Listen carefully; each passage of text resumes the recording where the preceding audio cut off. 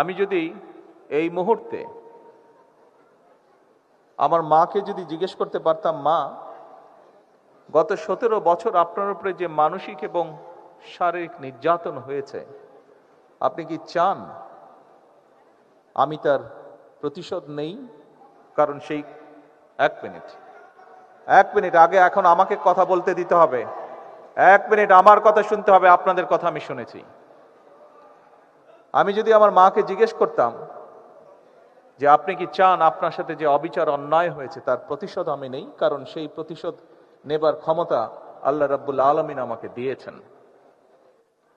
আমার মায়ের সন্তান হিসাবে আমি নিশ্চিত আমার মা আমাকে বলতেন, তোমার দায়িত্ব দেশের সকলকে ঐক্যবদ্ধ করে সামনে এগিয়ে যাওয়া, দেশকে সামনে নিয়ে যাওয়া।